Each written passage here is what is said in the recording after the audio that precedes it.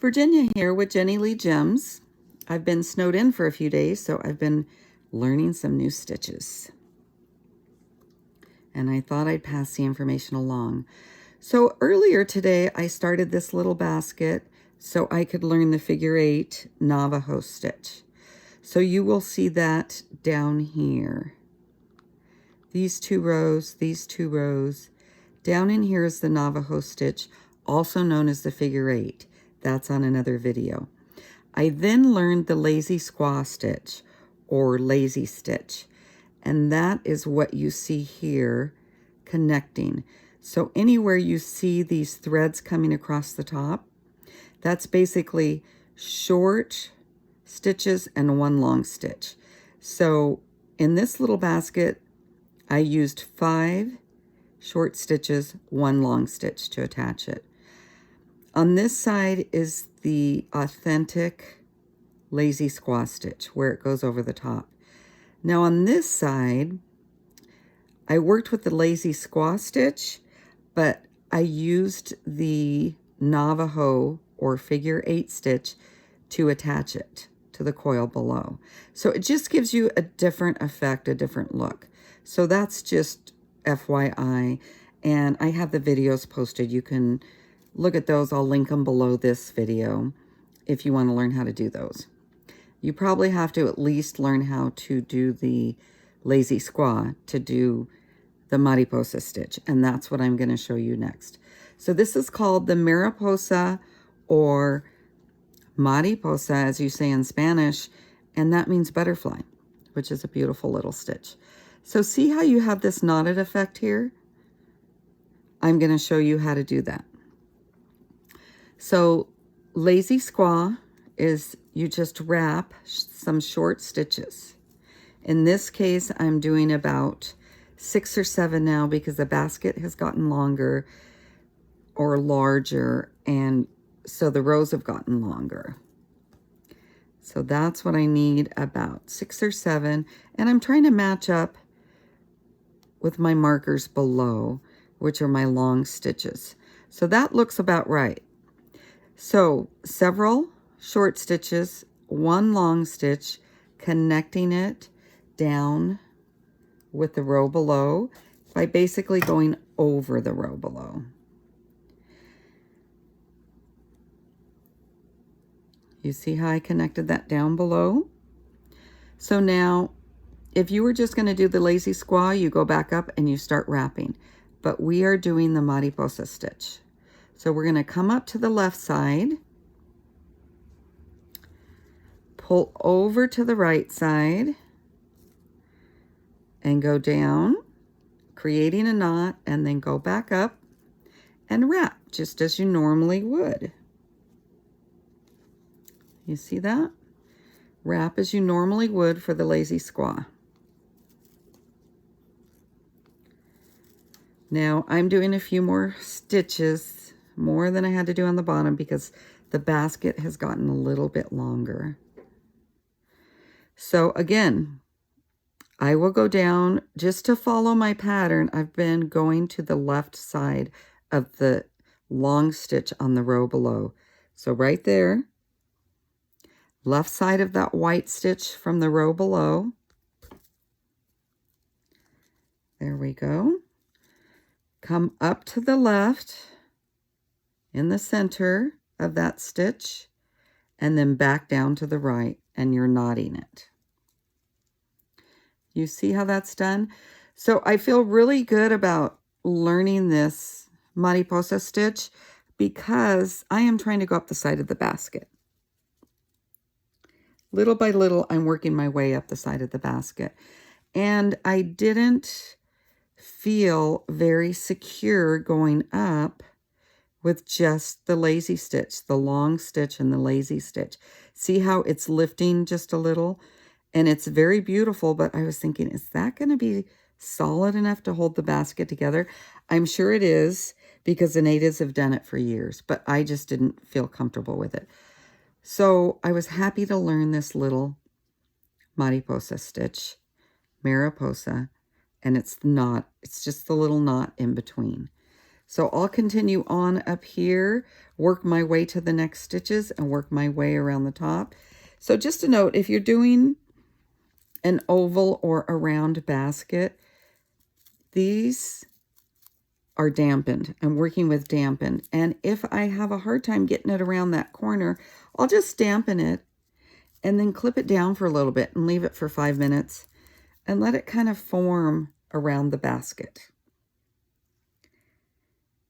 So that's the Mariposa stitch, creating a little knot along with the squaw stitch, lazy squaw. I hope you learn it and I hope you enjoy it. Thanks for watching.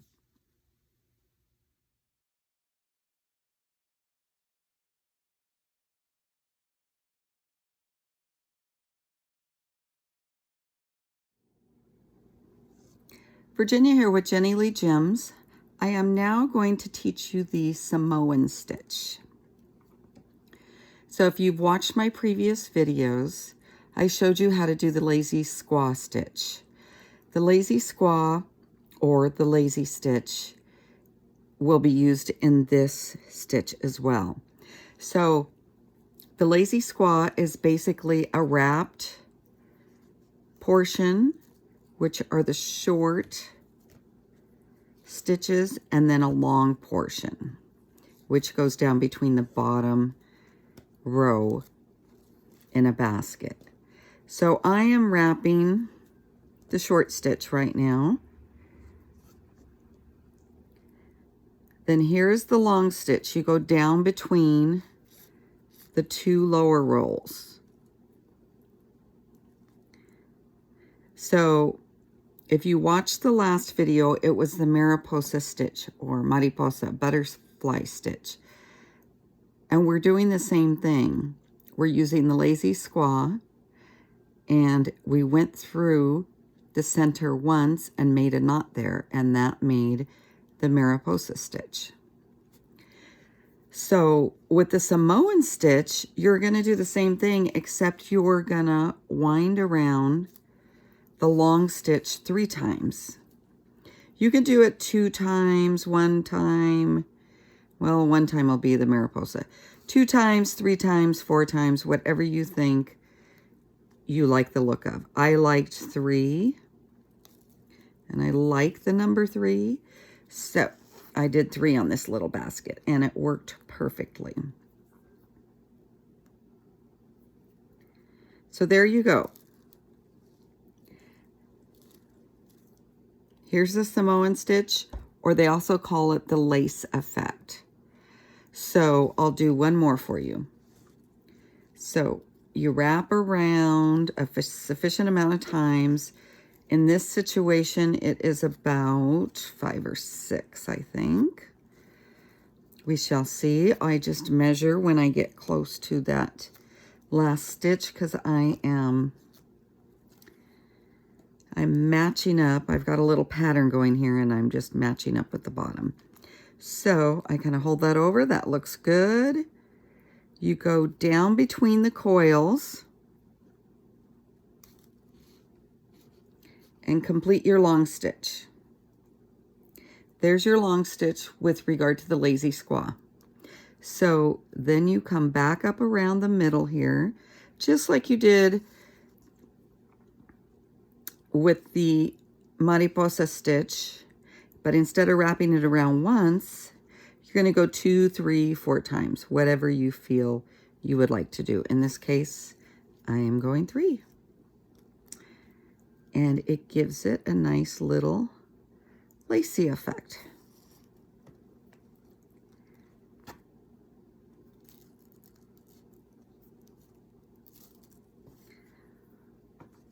Let's see if I can clip these on. And I'll show you a close-up of what that looks like. See how you have those larger knots? So on the red row, we have the Mariposa butterfly stitch. And that just has 1 knot. You went around 1 time. Now with the Samoan stitch, you go around 2 or 3, sometimes 4. I think 3 is sufficient. So I'll show you that one more time.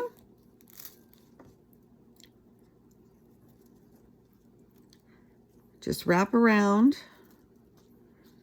Follow your pattern however many times you need to do to follow your pattern. There's your short stitches. However many you need, whatever that means to you. Then you go down between the two coils here. Now you don't pierce the coils, you just go down between. That's your long stitch in the lazy stitch. Now I hold my thread really tight in the back to make sure we don't get a flimsy hold here. So here's one, we go through around once, I hold it again, so it's not going anywhere on me.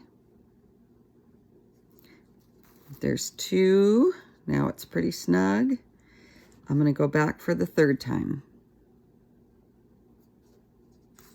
And there's the third time. Samoan stitch, lace effect stitch.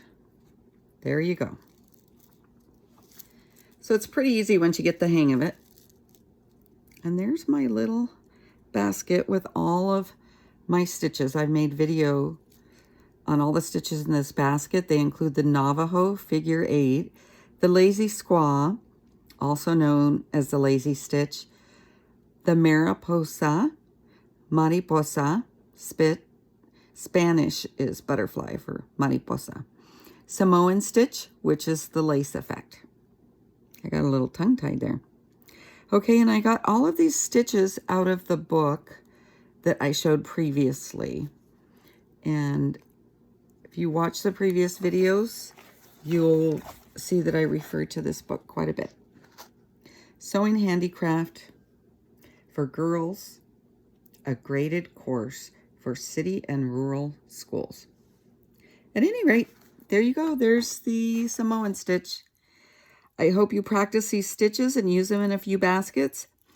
Tag me on Facebook if you complete a basket and would like me to see what it looks like. Thanks so much for watching.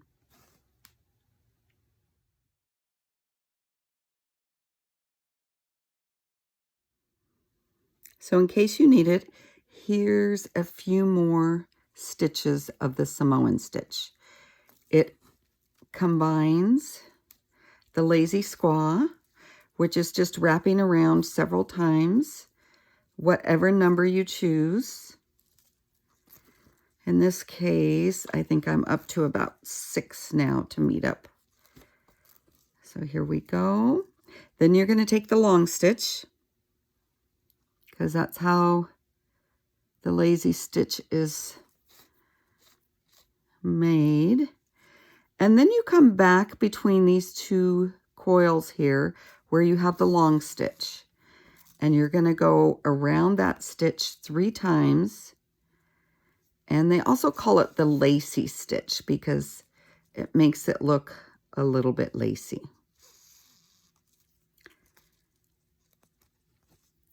So remember down below right here, this is the Mariposa stitch.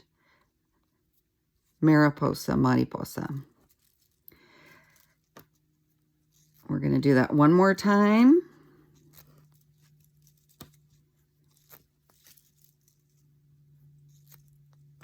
I just like to do the stitch several times so you can get an idea of how it works.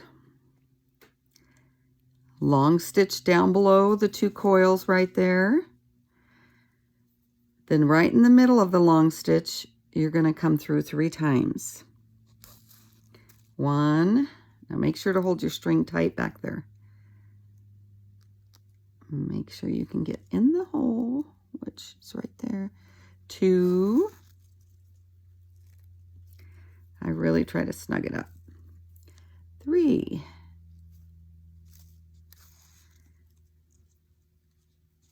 so see how that just creates a little knot there? And it's just a little bit bigger. This is 1 knot and this is 3. So you'll see what effect that gives. This will be the last one, I promise.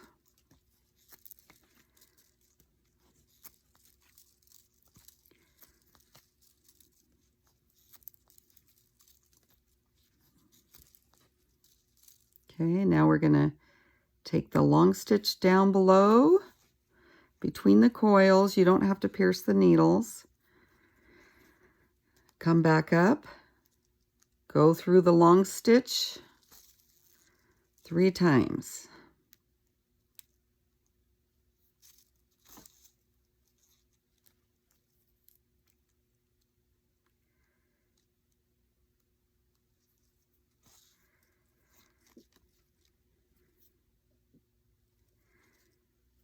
Okay, there you go.